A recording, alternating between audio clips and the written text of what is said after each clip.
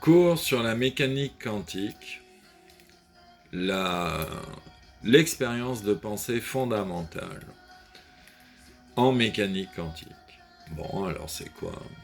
Alors les expériences de pensée, un excellent vulgarisateur est Étienne Klein, mais sinon il y a Galilée, Einstein, etc. Dans l'histoire de la science physique et des mathématiques, on a une grande référence des expériences de pensée. Donc, généralement, en mécanique quantique, on fait des expériences sur des électrons, des atomes, des photons, qui sortent du soleil, d'un atome de calcium dans une éprouvette, etc. Donc, la mécanique quantique s'intéresse à la science de l'infiniment petit. Les atomes, par exemple.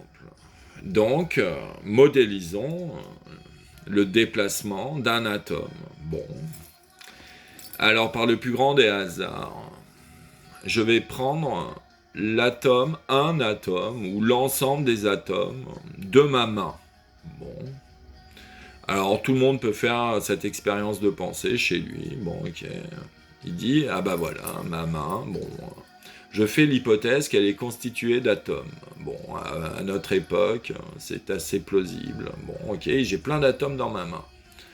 Maintenant, je me dis, tiens, je vais essayer de modéliser la trajectoire de mes atomes. Donc, choisissons, pour simplifier le modèle, prenons-en qu'un d'atome de ma main, par exemple l'atome au centre de ma main, au centre de gravité de ma main. Bon, pourquoi pas. J'en choisis un pour une expérience de pensée, admettons.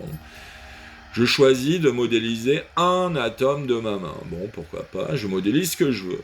Bon, bah, j'en prends un d'atome au centre de gravité de ma main, ok. Donc là, depuis 2 minutes, accessoirement, bon, si je regarde sa position dans l'espace-temps, par rapport à ma vidéo, à mon vidéoprojecteur, à ma caméra, bon... à première approximation, bon, bah, l'atome au milieu de ma main, bon, il bouge pas trop. Si on fait son équation d'accélération-déplacement, bon, il se collisionne un peu avec ses copains à côté, mais en moyenne, sa position bouge pas trop. Comme vous pouvez le vérifier de vos yeux vus, et vous pouvez faire cette expérience vous-même. Donc vous pouvez rester pendant des heures comme ça.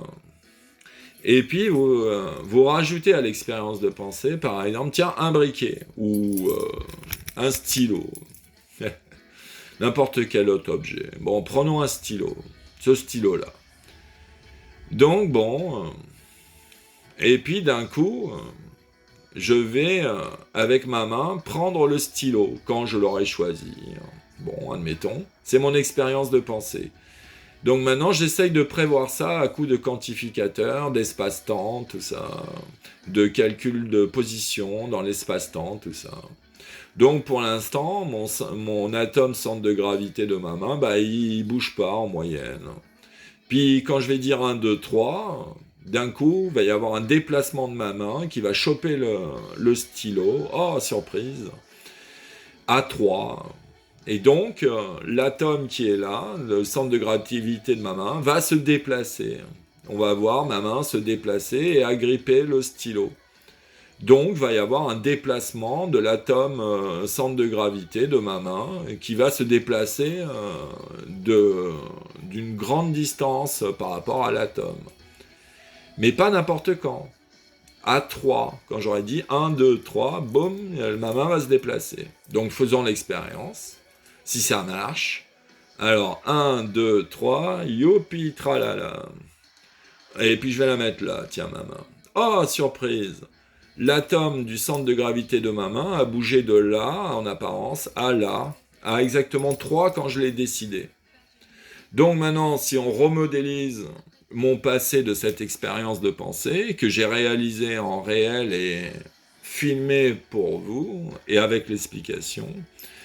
Donc si on fait nos petites équations de mon atome de la main à coup de mécanique quantique, on s'aperçoit que, mon atome s'est déplacé de là à là d'un coup, on ne sait pas pourquoi, Ah, eh ben non. À coup d'équation en mécanique quantique, on ne sait pas pourquoi, l'atome de ma main s'est déplacé de là au stylo.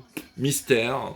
Dans les équations temporelles, le temps a une dimension, bah inconnu, mystère, paradoxe, on ne sait pas pourquoi, on ne le modélise pas. Eh oui.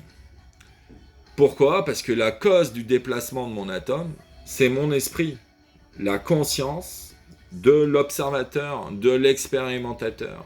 C'est mon esprit qui, à 1, 2, 3, a dit tiens, je vais déplacer mon atome de ma main et choper le stylo. Donc la cause du déplacement de mon atome, c'est mon esprit. En partie.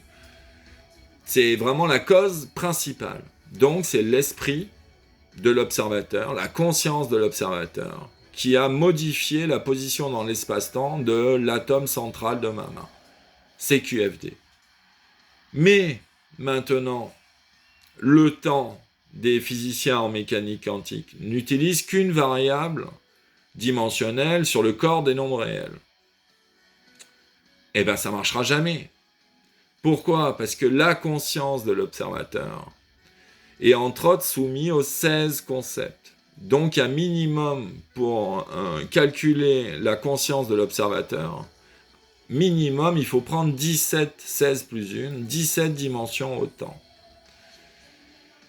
C'est la seule façon de modéliser finement les atomes. Mais le problème, c'est quand vous restez à une algèbre à 17 dimensions du temps, donc 16 plus 1, les 16 dimensions conceptuelles, plus la dimension de la matière, de la montre, ben vous êtes bloqué à un niveau d'incompréhension. Parce que comme je l'ai dit dans un précédent cours sur les octonions, l'univers n'est ni commutatif, ni associatif. Donc en fait, le temps pour le modéliser, le temps de mon atome au milieu de ma main, du centre de gravité de ma main, il faut modéliser la conscience de l'observateur. Et la conscience de l'observateur, elle est soumise aux 16 concepts, dont chacun a une algèbre octonion. Donc le nombre de variables, c'est 16 fois 8, 128, un espace vectoriel à 128 dimensions pour le temps. Mais on a répété 15 fois la même dimension matérielle, plus une, ça fait 16. Donc en fait, c'est 128 moins 15 exactement, ce qui fait 113 dimensions. Donc pour modéliser l'atome au centre de ma main, il faut que j'intègre la conscience de l'observateur, et donc une algèbre temporelle minimum à 113 dimensions. Eh bien ça change tout. Parce que par exemple, si on prend vraiment un cas simpliste pour comprendre, si on avait un problème de mécanique quantique, et à un moment on tombe sur l'équation x carré égale moins 1, bon admettons. Mais si on se plaçait sur le corps des nombres réels, il y aurait un ensemble vide de solutions. Et ça n'existe pas le carré d'un nombre positif, le carré d'un nombre réel qui est un nombre négatif. Ça n'existe pas. Sur le corps des nombres réels, on peut le prouver facilement. Et donc, ça marche pas. Donc on a ensemble vide de solutions à notre problématique. Tandis que si on se place sur le corps des nombres complexes, déjà on en a 2 de solutions, i et moins i. Puis si on se place sur les quaternions, on en a 6. Et si on se place sur les octonions, on a 14 solutions à cette simple équation. Donc ça rajoute plein de nouvelles solutions qu'on n'imaginait même pas possibles avant. Donc, conclusion, l'expérience de pensée est fondamentale en mécanique quantique, c'est-à-dire que l'algèbre a une dimension pour le temps. Ça ne marche pas. C'est pas possible de comprendre comment mon atome au milieu de ma main s'est déplacé pour choper le briquet, si tu raisonnes qu'à une dimension temporelle, sur le corps des nombres réels. Donc, il faut minimum passer à une algèbre de 113 dimensions temporelles, pour modéliser le déplacement d'un seul atome au milieu de ma main qui agrippe le stylo. Donc voilà, en quelques mots, l'expérience fondamentale qui prouve que toute algèbre monodimensionnelle du temps est vouée à l'échec pour la modélisation des atomes, et en particulier des atomes d'un corps, d'un être vivant humain. Voilà. Bon courage pour comprendre.